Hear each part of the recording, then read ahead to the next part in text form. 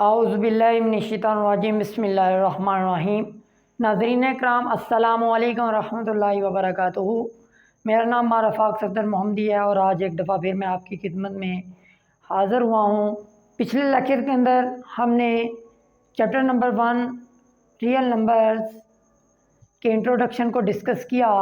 आज हम एक्सरसाइज 1.1 को स्टार्ट करने जा रहे हैं। तो क्वेश्चन नंबर 1 है identify terminating and recurring decimal fractions.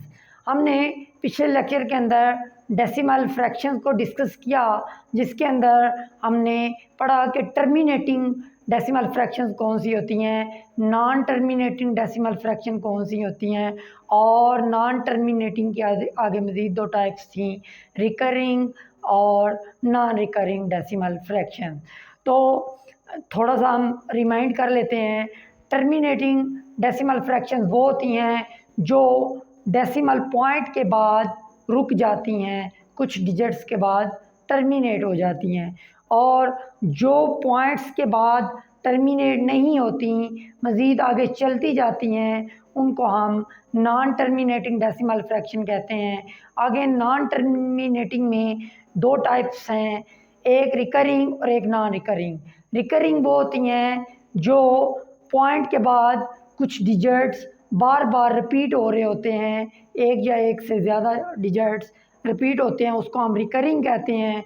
और जो डेसिमल पॉइंट के बाद डिजिट्स रैंडमली तौर पे चलते जाते हैं, उनको हम नॉन रिकरिंग डेसिमल फ्रैक्शन कहते हैं। अब क्वेश्चन नंबर 1 है हमारा identify terminating and recurring decimal fractions. तो हमारे पास जो फ्रैक्शंस होती हैं हमेशा या तो वो टर्मिनेटिंग होती हैं या वो रिकरिंग होती हैं, वो नॉन रिकरिंग नहीं हो सकती, क्योंकि हमने पिछले लेक्चर के अंदर पढ़ा था कि जो नॉन रिकरिंग डेसिमल फ्रैक्शंस होती हैं वो इर्रेशनल नंबर होते हैं, लेकिन जो भी फ्रैक्शंस होती हैं वो हमेशा जो है वो रैशनल नंबर्स होते हैं, क्योंकि उनके अंदर पी और क्यू जो होते हैं वो इंटीजर्स होते हैं। तो अब ये 4/6 है, तो इसको हम पहले डिवाइड करेंगे, 4 को अंदर रखेंगे और 6 पे डिवाइड करेंगे। तो 4 छोटा है तो हम पहले इधर पॉइंट लगा लेंगे, इधर पॉइंट लगा के खुद से 0 लगाया। अब 6 का टेबल हम पढ़ेंगे 40 तक। तो 6 6 36, 6 7 42 बड़ा हो जाता है, तो ये आ जाएगा हमारे पास 6 6 36। अब ऊपर से माइनस किया तो ये हमारे पास 4 आ गया, फिर हमने ऊपर से 0 लगा के नीचे उतारा, फिर 40 आ गया है। अब 6 6 36, फिर 4 हमारे पास बचा, फिर ऊपर से 0 हमने नीचे उतारा तो ये फिर 40 आ गया। तो 6 6 36, फिर 4 बचा। तो देखें ये बार बार 4 बच रहा है, तो ये हमारे पास ऐसे ही रिपीट होती जाएगी 0.6666 अप टू सो ऑन। तो हम इसको लिख सकते हैं 0.666 अप टू सो ऑन। ये देखें ये नॉन टर्मिनेटिंग है और ये रिकरिंग है, क्योंकि ये पॉइंट के बाद डेसिमल बार बार रिपीट हो रहे हैं। तो हम लिखेंगे कि ये रिकरिंग डेसिमल फ्रैक्शन है। इस क्वेश्चन के अंदर यही हमने आइडेंटिफाई करना था कि ये टर्मिनेटिंग है या रिकरिंग है। तो ये हमें पता चल गया कि ये रिकरिंग डेसिमल फ्रैक्शन है। अब हम इसका सेकंड पार्ट करते हैं। सेकंड पार्ट है हमारे पास 11/12। तो इसमें हम 11 को अंदर रखते हैं और 12 पे डिवाइड करते हैं।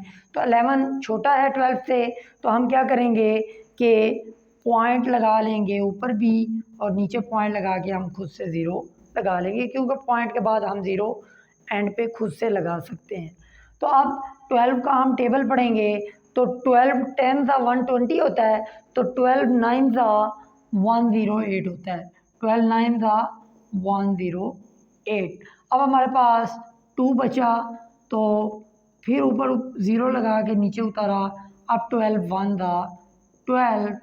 अब हमारे पास 8 बचा, ऊपर से फिर 0 लगा के नीचे उतार लिया। अब 80 है तो 12 का टेबल 80 तक पढ़ेंगे, तो 12 6 ज़ा 72 होता है। अब फिर हमारे पास 8 बचा है, ऊपर से 0 उतारा, तो फिर 12 6 ज़ा 8 72 आ गया। तो ये हमारे पास 8 8 आगे यानी रिपीट हो रहा है, 8 8 बच रहा है, तो आगे 0.91666 ये आगे चलता जाएगा। तो हम इसको लिख सकते हैं 0.9166 अप टू सो ऑन, ये चलता जा रहा है। तो ये देखें, ये भी टर्मिनेटिंग नहीं है, यानी पॉइंट के बाद रुका नहीं है, आगे चलता जा रहा है। तो हम कहेंगे कि 11/12 जो है वो रिकरिंग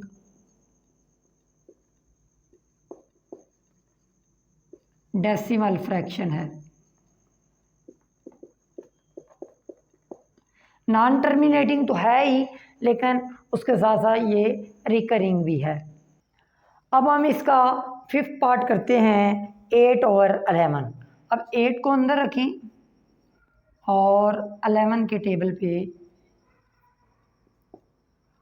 पॉइंट लगा, इधर भी पॉइंट लगा, 0 खुद से लगा लिया।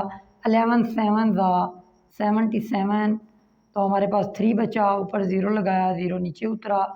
11 2 ज़ा 22, तो हमारे पास 8 बचा, फिर 0 ऊपर से नीचे उतारा, 80 बन गया। फिर 11 7 ज़ा 77, फिर हमारे पास 3 बचा, ऊपर से 0 नीचे उतारा, 30 बन गया। 11 2 ज़ा 22, तो फिर हमारे पास 8 बचा।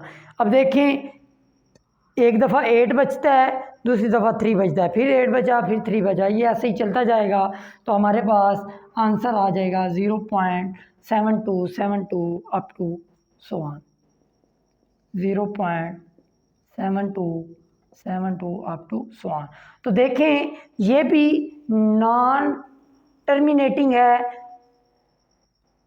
ये टर्मिनेट नहीं हो रहा, और 2 डिजिट्स बार बार रिपीट हो रहे हैं।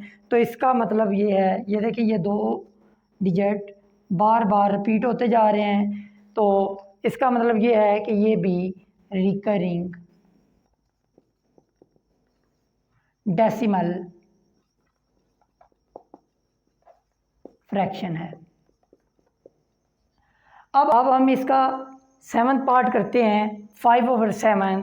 तो 5 को अंदर रखेंगे और 7 पे डिवाइड करेंगे, तो 5 छोटा है 7 से, तो पॉइंट लगा, 0 लग गया, तो 7 7 ज़ा 49, हमारे पास 1 बचा, ऊपर 0 लगा के फिर 0 नीचे उतारा। 10 है तो 7 1 ज़ा 7 7 2 ज़ा 14 बड़ा हो जाएगा। अब हमारे पास 3 बचा, ऊपर से 0 नीचे उतारा, 30 बन गया, तो 7 का टेबल पढ़ेंगे। 7 4 ज़ा 28। अब हमारे पास 2 बचा, ऊपर से 0 हमने नीचे उतारा, ये हमारे पास 20 आ गया। 0 उतारा, तो ये हमारे पास 20 आ गया। 7 2 ज़ा 14। अब हमारे पास 6 बचा, ऊपर से 0 नीचे उतारा। अब 7 का टेबल पढ़ें, तो 7 8 ज़ा 56, तो 4 बचा, ऊपर से 0 नीचे उतारा। 7 5 ज़ा 35, अब हमारे पास 5 बचा, ऊपर से 0 उतारा, 50 आ गया। अब देखें, यहाँ पे भी 50 था पहले, तो अब इधर भी 50 आ गया है। तो अब ऐसे ही ये रिपीट होती जाएगी। देखें, 7 7 ज़ा 49, तो 1 बचा, देखिए इधर भी 1 बचा था। अब 0 उतारेंगे तो 10 बन जाएगा। 10 बना तो फिर 7 1 दा 7। तो ये आगे ऐसे ही चलता जाएगा, यानी कि अब 7 के बाद ये सारे रिपीट होंगे। 7 1 4 2 8 5, फिर ऐसे ही 7 1 4 2 8 5, ये ऐसे ही ये रिपीट होते जा रहे हैं। तो इससे पता चलता है कि ये भी हमारे पास रिकरिंग डेसिमल फ्रैक्शन है। अब हम इसका 15th पार्ट करते हैं 1/4। अब 1 को अंदर रखेंगे और 4 पे डिवाइड करेंगे तो पॉइंट लगा, इधर भी पॉइंट, 0 खुद से लगा लिया। अब 4 का टेबल पढ़ेंगे 10 तक। 4 3 दा 12 बड़ा हो जाएगा, 4 2 दा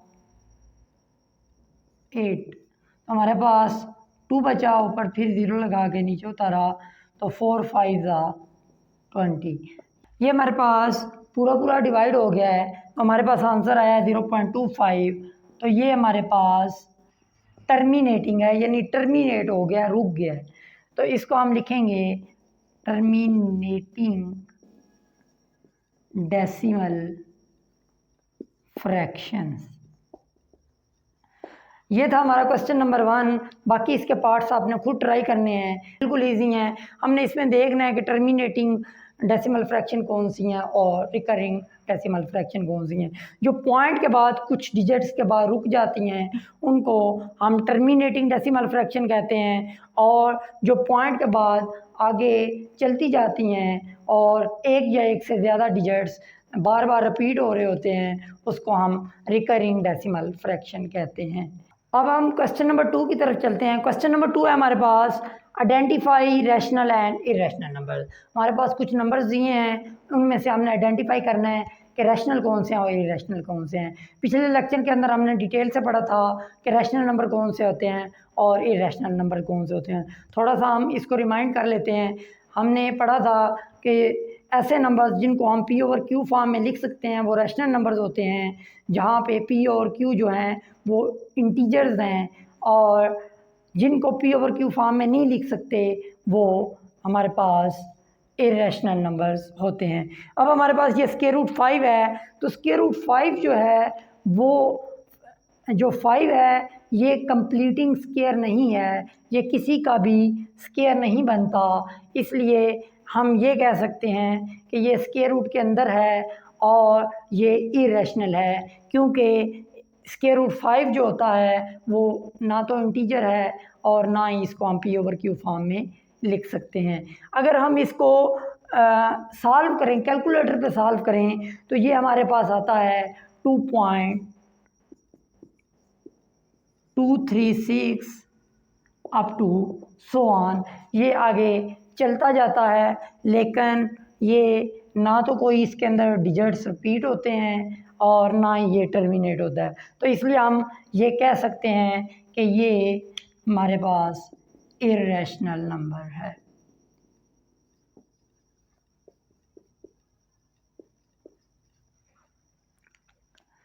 अब सेकंड पार्ट की तरफ चलते हैं। सेकंड पार्ट है हमारे पास 1/7। 1/7, ये देखें ये 1/7 है, तो इसको हम पी ओवर क्यू फॉर्म में लिख सकते हैं, जहाँ पे पी और क्यू जो है इंटीजर्स हैं। देखें अब ये 1 जो है ये भी इंटीजर है और 7 जो है ये भी इंटीजर है, इसलिए हम कह सकते हैं कि ये एक रैशनल नंबर है, क्योंकि हम 1/7 can be written in the form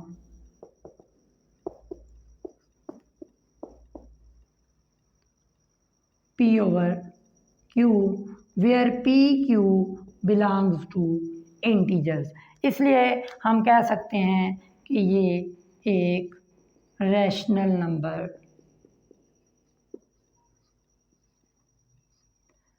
number है। अब इसके थर्ड पार्ट की तरफ चलते हैं। थर्ड पार्ट है हमारे पास 2.152। तो ये देखें, ये टर्मिनेटिंग डेसिमल नंबर है, तो हम ये कह सकते हैं कि ये भी एक रैशनल नंबर है क्योंकि ये टर्मिनेटिंग है। ये भी एक हमारे पास रैशनल नंबर है क्योंकि ये पॉइंट के 3 डिजिट बाद टर्मिनेट हो गया है, रुक गया है, तो इसलिए हम कहते हैं कि ये जो है रैशनल नंबर है। अब हम फोर्थ पार्ट की तरफ चलते हैं। फोर्थ पार्ट है हमारे पास 0.818281828182। अब ये देखिए ना, ये 4 जो डिजिट हैं ये बार बार रिपीट हो रहे हैं, तो इसलिए हम कह सकते हैं कि ये जो हैं ये रिकरिंग डेसिमल नंबर्स हैं। तो जो रिकरिंग डेसिमल नंबर्स होते हैं वो हमारे पास रैशनल नंबर होते हैं। हमारे पास सिर्फ इरेशनल नंबर वो होते हैं जो नॉन रिकरिंग होते हैं, जैसा कि ये हमने फर्स्ट पार्ट में पढ़ा कि ये 2.236 है। ये आगे रैंडमली तौर पे चलते जाते हैं, रुकते भी नहीं हैं और रिपीट भी नहीं होते, इसलिए हम कहते हैं कि ये इरेशनल हैं। उसके अलावा अगर टर्मिनेटिंग जो होते हैं वो भी रैशनल होते हैं, और जो रिकरिंग होते हैं यानी कुछ डिजिट्स बार बार रिपीट हो रहे होते हैं वो भी हमारे पास रैशनल नंबर्स होते हैं। हम कह सकते हैं कि ये भी एक रैशनल नंबर है। अब हम फिफ्थ पार्ट की तरफ चलते हैं। ये हमारे पास है 2.571 2.571। तो ये भी देखें टर्मिनेटिंग है, तो सिंपल हम कह सकते हैं कि ये भी रैशनल नंबर है। अब हम 6 पार्ट की तरफ चलते हैं। 6 पार्ट है हमारे पास 22/7। तो ये देखें, ये P/Q फॉर्म में लिखा हुआ है, जहाँ पे P जो है 22 है जो कि इंटीजर है, और जो 7 है ये Q है, ये भी एक इंटीजर है। तो हम कह सकते हैं कि ये भी रैशनल नंबर हैं। अब हम 7 पार्ट की तरफ चलते हैं। 7 पार्ट है हमारे पास स्क्वायर रूट 14। अब देखिए स्क्वायर रूट 14 है, स्क्वायर रूट के अंदर 14 है, तो 14 ना तो किसी का कंप्लीटिंग स्क्वायर है और ना ही ये हमारे पास इंटीजर है स्क्वायर रूट 14। तो हम कह सकते हैं कि ये एक इर्रेशनल नंबर है, क्योंकि अगर हम इसको कैलकुलेटर पे सॉल्व करें, इसको पॉइंट में इसका आंसर लाएं, तो वो हमारे पास नॉन रिकरिंग आएगा, पॉइंट के बाद रिपीट भी नहीं होगा, इसलिए हम कहते हैं कि ये एक इरेशनल नंबर है। अब हम 8th पार्ट की तरफ चलते हैं। 8th पार्ट है हमारा 20 स्क्वायर रूट 25। अब 25 जो है ये 5 का मुकम्मल स्क्वायर रूट बन जाता है। इसको हम लिख सकते हैं +-5। तो अब ये देखें +-5 जो है इसको हम P/Q फॉर्म में लिख सकते हैं क्योंकि इसके नीचे 1 है। तो आप देखें 5 +5 या -5 जो है ये भी इंटीजर है, और जो 1 है ये भी इंटीजर है, इसलिए हम कह सकते हैं कि ये एक रैशनल नंबर है। ये एक रैशनल नंबर है। आज हमने एक्सरसाइज 1.1 का क्वेश्चन नंबर 1 और 2 किया। मैं उम्मीद करता हूँ कि आप सबको अच्छे से समझ आ गई होगी। इंशाल्लाह अब हम नेक्स्ट लेक्चर के अंदर एक्सरसाइज 1.1 के क्वेश्चन नंबर 3 और 4 और ऑनवर्ड बाकी क्वेश्चन करेंगे। तब तक मैं आपसे इजाज़त चाहता हूँ। अल्लाह निगहबान। अस्सलामु अलैकुम व रहमतुल्लाहि व बरकातुहू।